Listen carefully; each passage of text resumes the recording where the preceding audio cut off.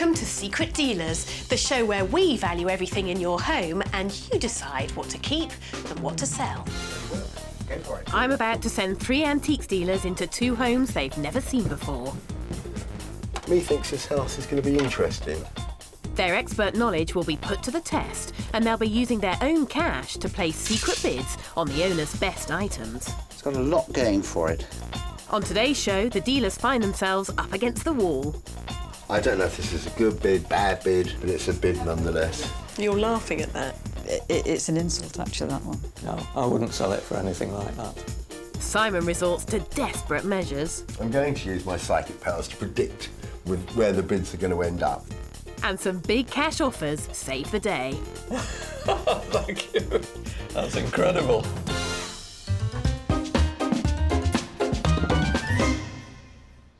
For our first property, we're off to a large house in Derbyshire, where there's plenty of room inside and an eclectic and substantial amount of antiques and collectibles that have been amassed over several decades and can be found in almost every room. There's everything here, ranging from silver to a Longcase clock. The owner of the spacious home is Ina, and now she's thinking of moving on. The reason I'm looking to sell a few bits and pieces is because I am going to downsize. This is 2 cottages knocked into one, and it's really quite big for one person. But downsizing will mean parting with some precious items, such as this extensive collection of Crown Derby figures. The first one I was bought was the owl. It seems as if it was like a licence to buy Ina a present. When I was my birthday or Christmas, my family all bought me another animal and another animal until I finished up with 37 of them. They are rather nice, but they do take up quite a lot of room. Ina is especially attached to one of the figures in the collection. This Father Christmas was given to her by her children, and she'll be loath to part with it. Ina could be faced with some difficult decisions once the dealers make their bids, but the money could come in very useful for her. I've got family in New Zealand, and I've vowed never ever to go again unless I could go business class, and that would certainly help. When I go and see my family, I could arrive nice and fresh. Ina, you've got a great mixture in this house of very traditional antiques, but also some 20th century collectibles. Where have they all come from? I suppose all over the place when you think about it. And I've lived quite a long time. I'm 72 now, so, you know, you pick things up as you go along, don't you? So what makes you buy things when you're on your travels, when you're out and about? What makes you think, oh, yeah, I'd like that in my house? If I see something I really like and I can afford it, then I'll buy it. And I like a mix. And, you know, I just think it makes the place a bit more interesting. Well, those dealers, Ina, are going to be banging on your door any minute. So we'll say goodbye, and we'll see you in about an hour. OK, look forward to that. See you later. There are lots of lovely items here, and today dealers Simon and David are joined by new kid on the block, Ian. Hi, gents. Hi, Kate. Hi, Kate. All right. I have a little mid-terrace cottage for you, but inside you've got 3 floors to go at, gents. There's lots of quirky things in here, and this homeowner has been here for over 20 years, and a lot of the objects have been here for the same amount of time. Time to remove them. Go and have a look. Great. Kate. Okay, let's go. I'll go upstairs. I'll go upstairs. You go upstairs too? Well, we'll both go upstairs. We'll Okay. go to different rooms upstairs when we get there. There are so many collectible items here, it's a wonder the dealers know where to start. Certainly I like that. Up in the loft, silver expert Simon is immediately drawn to the antique heart-shaped mirror. Victorian, by quite a good maker. The original velvet on the back, I think. I mean, that is ready to go, isn't it?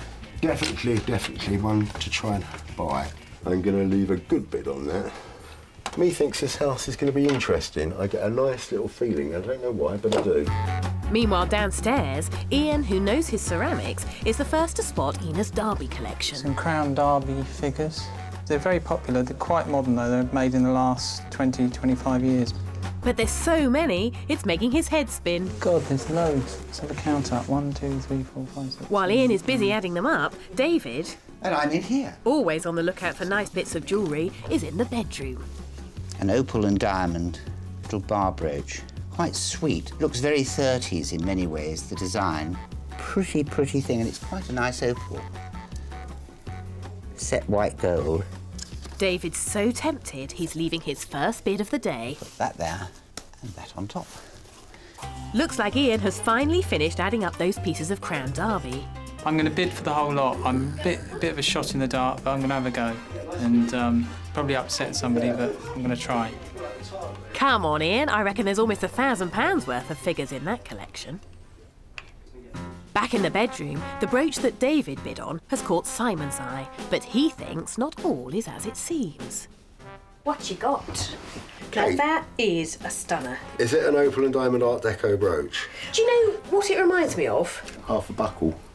Or half a lapel Yeah. clip. Absolutely. Women would wear two, wouldn't they? One on each lapel. A clip on each lapel, studded with diamonds, just like this. As the mystery deepens, David's keen to have his opinion.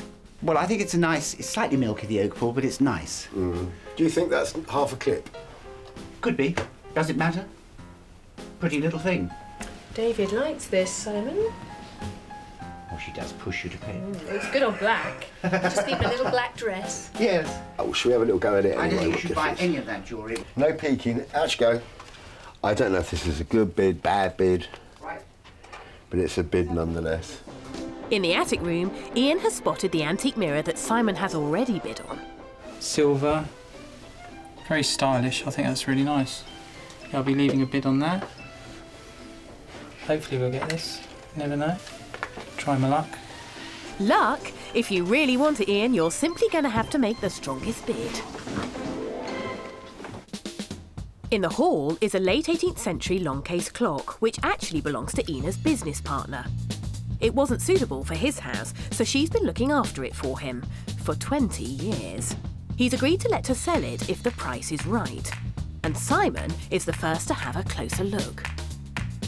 It's an oak and mahogany case with a sort of Sheraton shell in the centre of the door. And also what's quite interesting about this one is you've got what we call the sun and moon phase. This here will go round and it will tell you if it's daytime or nighttime. I have to say I would have left a decent bit more on that a few years ago, and it has to reflect the price of the market today. This clock is still worth hundreds of pounds, but will Ina be up for selling it? Plenty of quality here today for the dealers, and Ian just can't ignore this Seascape oil painting. Ah, you got the picture off the wall. Yeah, it's interesting. Do you know the artist? Not at all, no. I haven't got a clue. Well, the artist is a lady called Pat Buckley Moss. She's a contemporary American artist. The homeowner is fond of it, though, Ian. So if Yeah. you're going to make a bid, it's got to be a good one. I think I might be out of my depth here because I just don't know the artist. I'm just going to take a little punt and see what happens. I think you're right. I like it too. Right, this is a tough one. You never know. David spotted the clock and, oops, hang on, look All out. falling apart. Hang on, David. Oh, hand, there's my hand! Ow! Sorry. Really. We'll leave it. Simon quite fancies it. We'll put something down. Phew. So that's 2 bids on the clock and at least 1 undamaged hand. Just about. Ah, this looks more like me. Simon has spotted a silver ladle, which has already attracted a bid from Ian. It's a very, very nice quality ladle. It's hallmarks for London, Queen Victorian bunhead mark, which places it in what we call in period, which is pre-1860 or something like that. If you're a collector of silver, that's got everything on it you'd be looking for. Nice, clear, concise marks. I'm leaving my bid on the ladle. We'll have to wait and see if Simon scoops up a bargain with the ladle. With time running out, David's finally found the heart-shaped mirror. It's about 1890. It's got this nice medallion at the top. It's got a lot going for it. David knows quality when he sees it, and this is a very commercial piece. There we are. Does that compete with you, guys? With time ticking away, David decides to take a look at the Crown Derby figures that Ian has already left a bid on. 19, 20, 21. Do I want to get involved in these? They have such variance in value. Some are, 20 or 30 pounds, some are more. I think the lady homeowner has built this collection up over a number of years. Yes. Go on, David. Go on, 1 David. minute. 1 minute to go. Shall I? Oh. David joins Ian in making a bid for Ina's collection, including her beloved Father Christmas. Time's up. Out we go. Well, I could find out over again. you won't be wanting that. that Go on, then. Time to go, come on. Simon, you don't buy silver frames, do you? Come on. Goodness. Today, the dealers have been wallowing in quality. But out of the items they've bid on, which one would they like to own the most?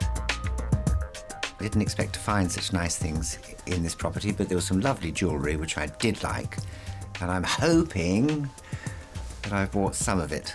The item I liked most today was probably the mirror frame. I thought it was nice quality, nice silver frame.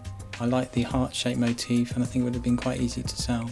Well, I think actually I'd like to take the silver mirror home as much as anything else, but the ladle was nice as well, so either one I'd be very happy with. Time to reveal to Ina just how much cash is on the table. Now, Ina, you told me you wanted to potentially sell some things because you're going to be downsizing. Just exactly how small do you think you're going to be going? Maybe half the size of this one. Okay. In this envelope is the amount you could walk away with today. Do you want to have a look? Okay. £4,318. You seem quite nonchalant about that figure. Not really. 4,000, Probably no? you can say I'm in shock. Is that what it is? I think so, yeah. How much do you think you're going to have to sell? How many pieces? I would think quite a bit for that. Well, right now, it's time to find out. Okay. Ina's going to have to make some tough decisions if she's going to walk away with all that money. And first up, it's the heart-shaped mirror with bids from all three dealers. Well, it's a beautifully decorative piece in a heart shape, which makes it very commercial. But the really special thing from a silver buyer's point of view, and what I think our dealers will have spotted, is that it's by a very well-known silversmith called William Commins. Right. So this shouts quality, Ina. Right. Which is exactly why you've got three bids sitting here. David says £245. Right. No way. You don't look very impressed. No, I'm not. The independent valuation for this is between £250 and £350. Right. Should we have a look at the other two bids? Go on then. Ian says 160. Oh, well. Right. We're not going the right way, are we, Ian? Certainly not. No. Simon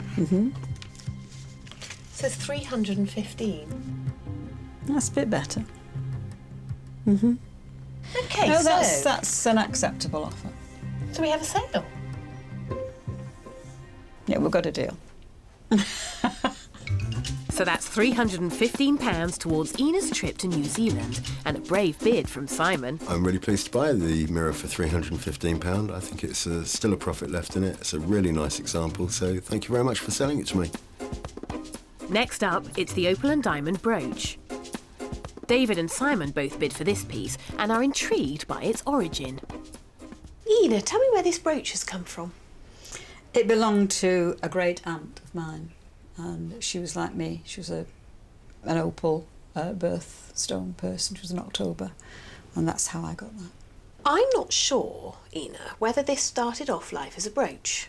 It looks to me as if it might have been a lapel clip. Ladies used to wear very ornate clips on their lapels, Right. usually a pair. Yeah. And I think this might be one half of one. And if you look The very shape closely, the shape, but Yeah. also there's a bit of a telltale sign on the back. Can you see it looks like there was a hinge fitted there? Yeah, you're right. But two dealers have left you a bid on this. Okay. David has bid you for this £270. No. No, absolutely no way. I wouldn't sell it for that. You're laughing at that. I I'm am. going to tell David you laughed at his I think bid. it's an insult, actually, that one. No to David. No to Not a David. chance. Not a chance, no. Diamonds are worth more than that. Simon says 280. Nope, that's made my mind up. That's going to stay with me. I'm afraid that's not enough to tempt me. Oh, and you're taking it away. And I'm taking it away. You're quite emphatic about that, Ina. Yes, I am. It's worth more to me than £280. I liked the Art Deco diamond opal brooch. I wasn't quite certain if it was part of something else, though, which explains probably why I haven't bid enough for it, so I hope she continues to enjoy it. Simon was unlucky with the brooch.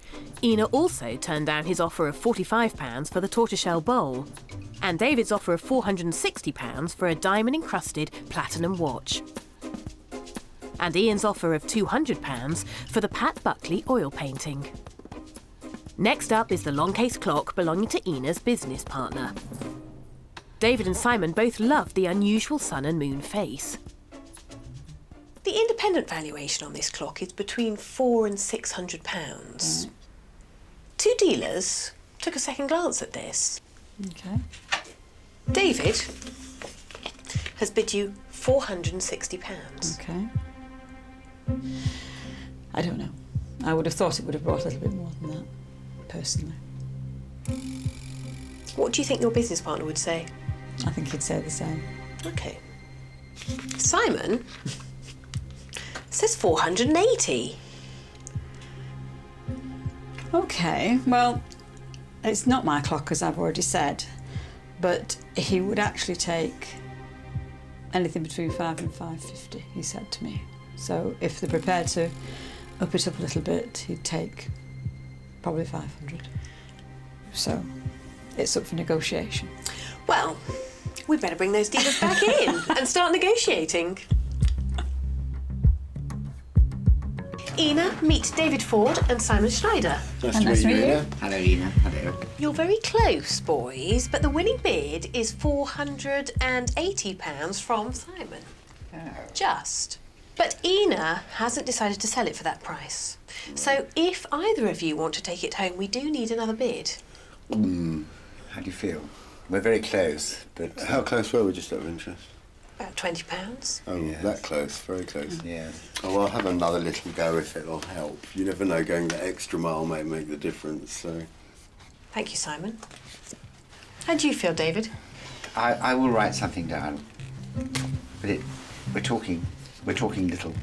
Ina? Oh, we have a bid. 2 new bids. David Ford says 490.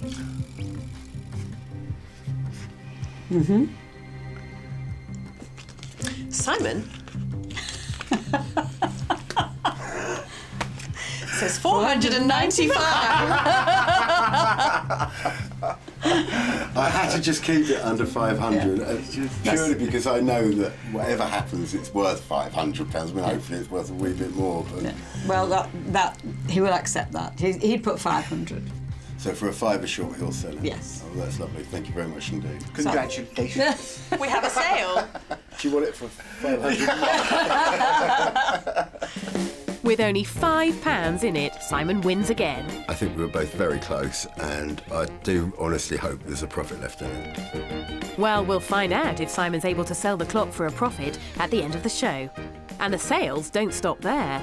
Ina also sells a 10-carat gold charm bracelet for £540, a collection of late 19th century silver items to David for £240, and a Victorian silver ladle also goes to Simon for £160.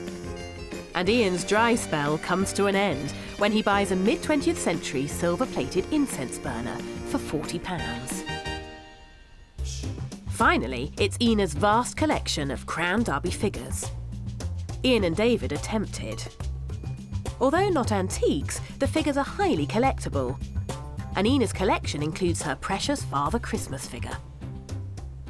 2 bids, Ina. Okay. And the bids are for the whole collection. Okay. Okay. Now, the independent valuer has looked at all of these. He said roughly between £800 and £1,200. Yeah, I would have said that's about right. That right? Yeah. Okay. Let's see what the dealers think. Right. Because Ian had a look at your collection. And he has bid you £700. Okay.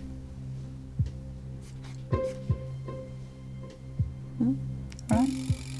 How does that that sound? It's okay. David has bid you £800.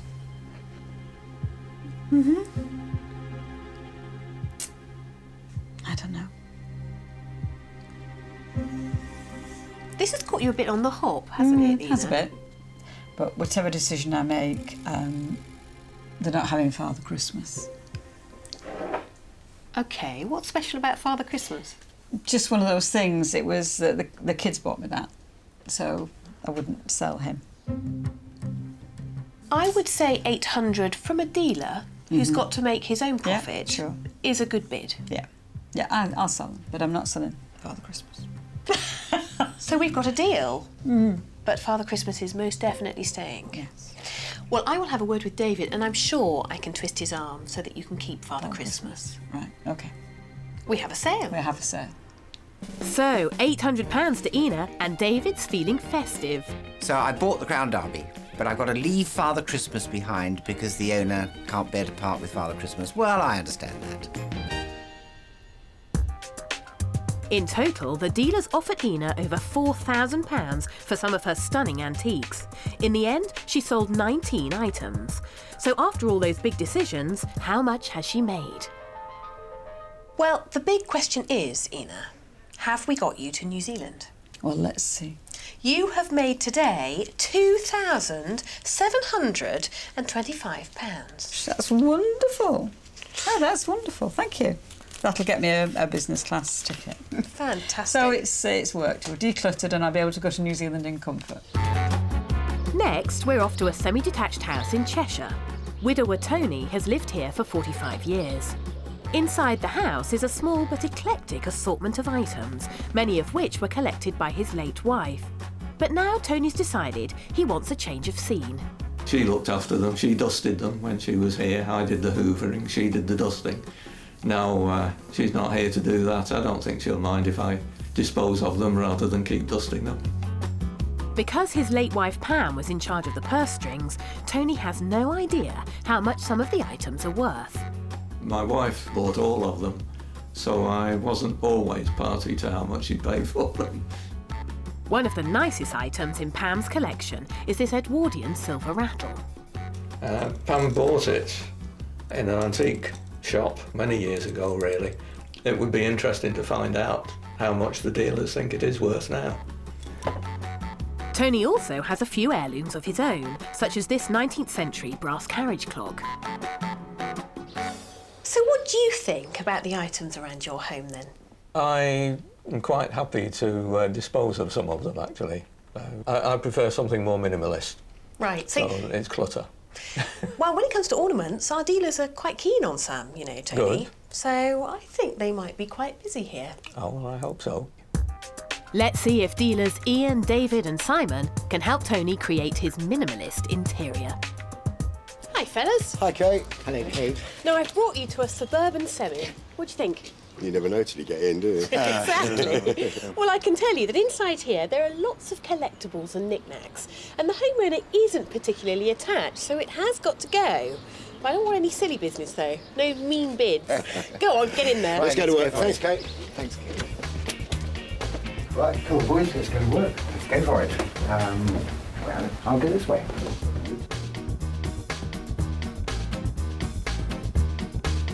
It's always worth looking in the garage. There's always a chance there's something.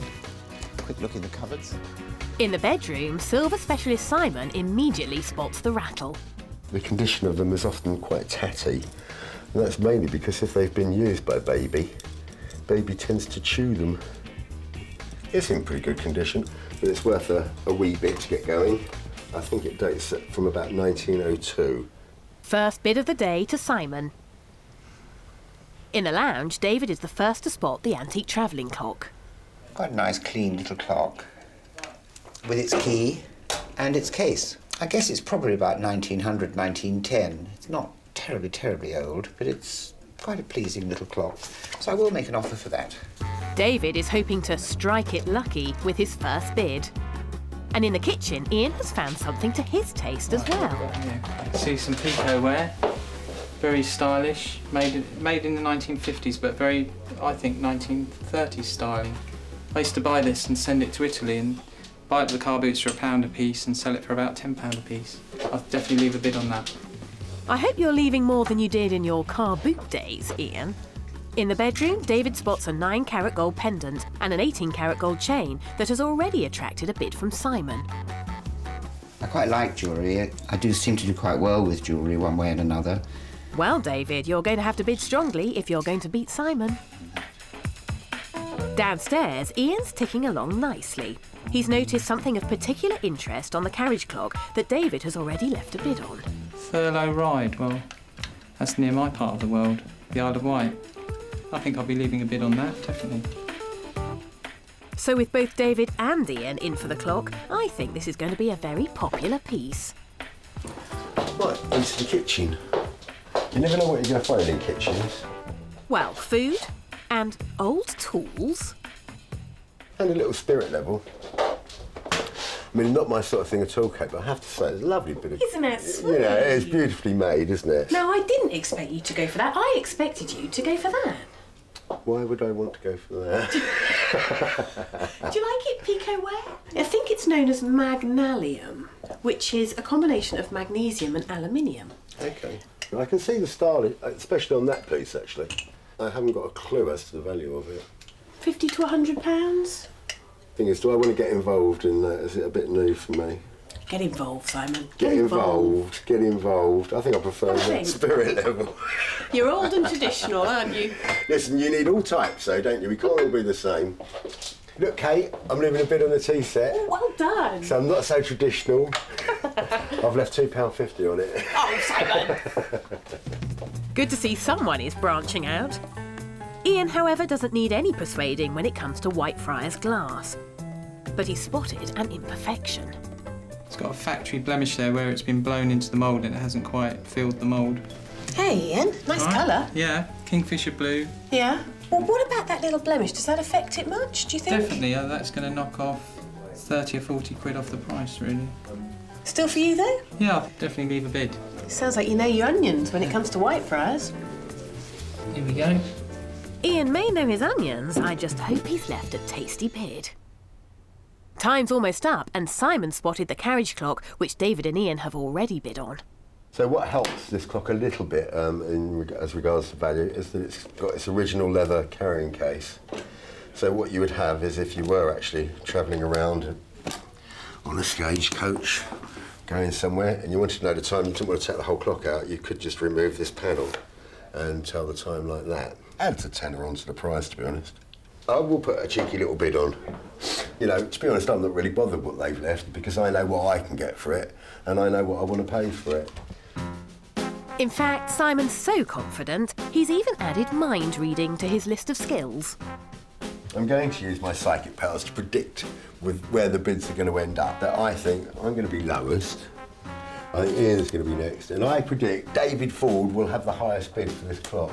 We'll have to wait and see if Mystic Simon's predictions are correct. With time almost up, it's just one last look at the damaged Whitefriars glass. Did you bid for the Whitefriars vase? No, I think it's quite ugly, if I'm honest. But it's good colour. I heard someone say something about damage. Damage? I did. I heard Ian, I'm sure, say something was damaged on it. It's got a blister there. Oh, no, it's definitely damaged. Yeah. Oh, to have your young eyes. I'm going to pass on that because Me too. This is hugely collected Whitefriars glass, but frankly, when they're damaged, I can't sell them. Put off by the blemish, they both decide not to leave a bid. So have you got on, boys? Are you nearly done? I think I am done. Yeah. Well, that is good news because time is up. Gosh, that Time's went up, quickly. Ian. That went really quickly, didn't Wow. it? Come on, David. I bet you've outbid me on the clock. Better happen. The dealers have left their bids on Tony's prized possessions, but which items do they want the most? I would have probably quite liked to buy that little silver rattle. It was a little bit older than I thought it was at first looking at it. Quite a nice example, so I'd be happy if I could take that home. There was a bit of gold upstairs in the bedroom that I quite liked, and if I buy that, I'd be quite pleased. I'd like to take home the Whitefriars vase. I'm very keen on Whitefriars and be glad to take that home and put it in my cabinet.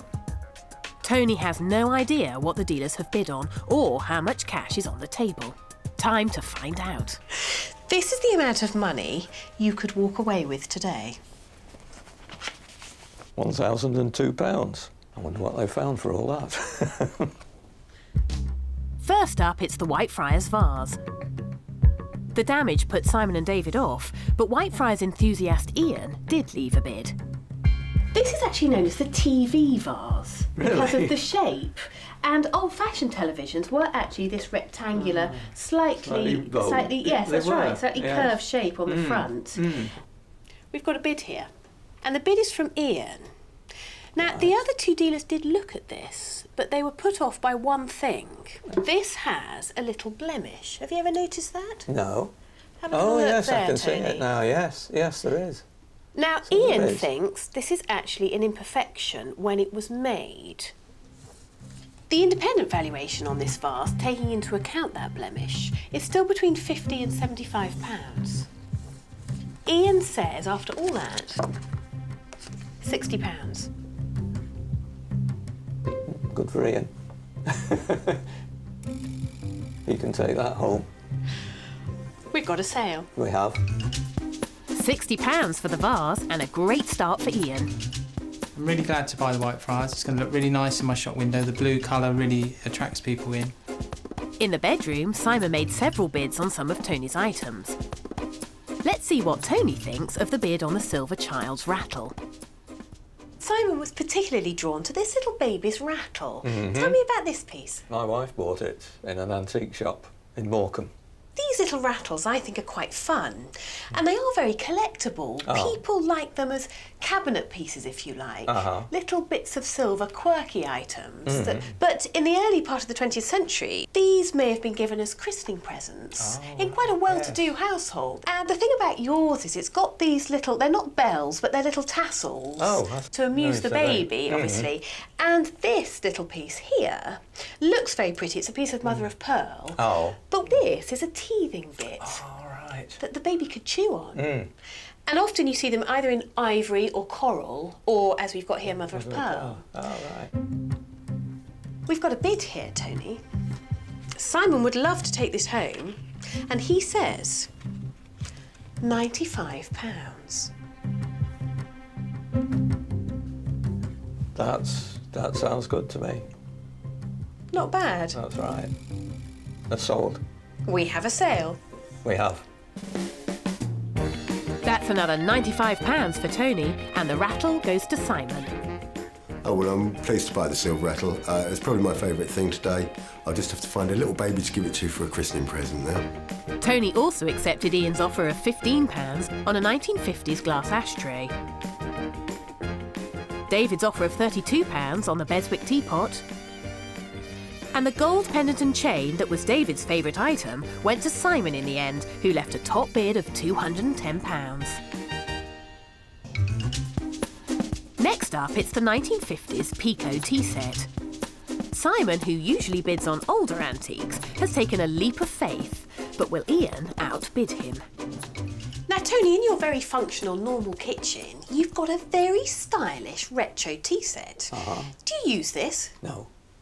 Where does it come from? It came from my parents. They bought it, I think, in the 60s. They may have used it a couple of times, and then it sat on the sideboard for the next 30 years. And then it came to me, and it's been on the shelf in here for the next 15 years. Because this is called Pico ware. Yes. And it's quite distinctive, actually, because the metal that it's made of is a magnesium and aluminium alloy. And it was only made of that because the factory producing it were using that alloy for vacuum cleaners, believe it or not. And they wanted something else to use the metalware for that they could sell. So they made tea sets. You've got two bids. Simon actually didn't notice this, but don't worry, I made sure he did. And he's bid you £38. I see. Add a note onto that. The independent valuation for this is between £50 and £70. No, I wouldn't sell it for anything like that. Wouldn't you? No. We have got another bid here, Tony. Right. Just before you make up your mind. Right. Ian says 68. No, the same. I wouldn't sell it for that. I'd sell it. It would be a lot more than that for me to sell it. No sale then. No sale. That's no sale, and the unused tea set goes back on the shelf. It's a shame I didn't buy the Pico ware, but it's a nice set, and if it's got sentimental value, I think it should stay in the house. Despite a no sale on the tea service, Tony sticks to his guns about wanting a clear out and sells almost every item with a bid card, including Ian's offer of £60 for 2 Beswick horses, Simon's offer of £35 for a 1930s brass spirit level, and David's offer of £140 on some Ladro and Neo figures. Finally, it's the carriage clock that attracted a hat-trick of bids. Simon used his mystic powers to predict the result. I predict that David Ford will have the highest bid for this clock. But will he be right? Tony, tell me about this carriage clock that's ticking away here. Carriage clock came from my parents, then it was handed down and it's finished up with me. Well, all 3 dealers spotted it. Yes, it looks popular. When the first 2 bids are revealed, it turns out David and Simon bid the same amount, and Tony says no. But Ian really wanted this because it was made in his hometown of Ryde. Ian says 132.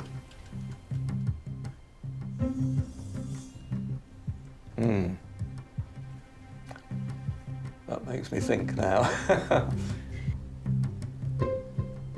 I think for what that is, I will keep it. The independent valuation on this is between 100 and 150. Is it really? Which makes that look quite a fair does. bid. Right. Now, I've got an idea, so I'm going to call all 3 dealers back in and see Right. if they're happy to give you another bid. Yes, that sounds good. Gents, come on in. Tony, meet Simon, David and Ian. Hi, Tony. Now, David and Simon, you're old hands at this. You go in houses all the time. And you've bid exactly the same amount on this carriage clock. The right amount. But the new guy, Ian, has seriously outbid you. There's a surprise. Ian has bid £132 on this clock. Very accurate.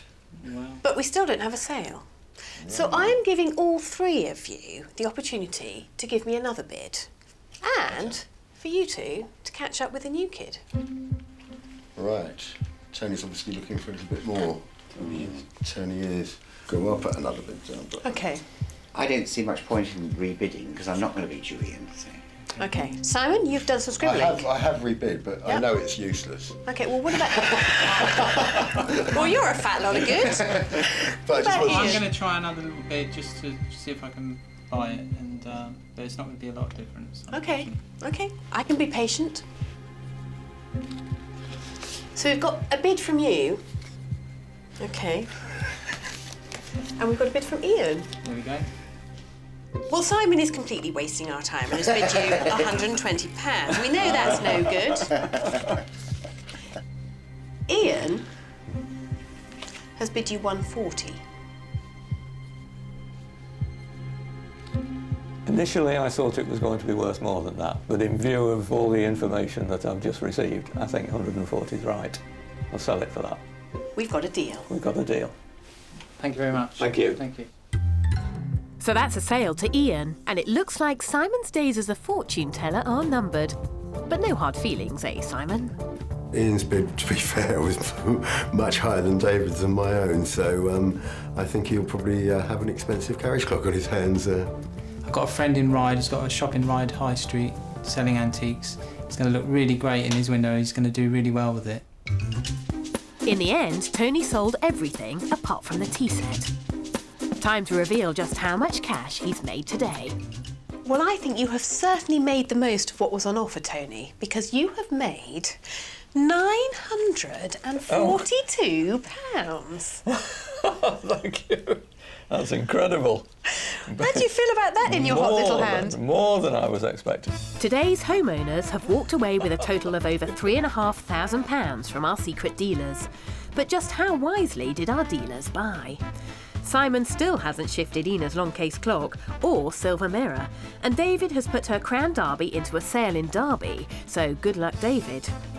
Ian is still waiting for his client in Ryde to collect the carriage clock, although he is yet to negotiate a price. And Tony's white Friars vase is sitting in Ian's shop window, and he's hoping it'll pull in the crowds. Simon has still got the silver rattle, though he did manage to sell the gold chain and pendant for £260. Well, our homeowners have certainly got their money's worth out of our secret dealers today. I'll see you next time.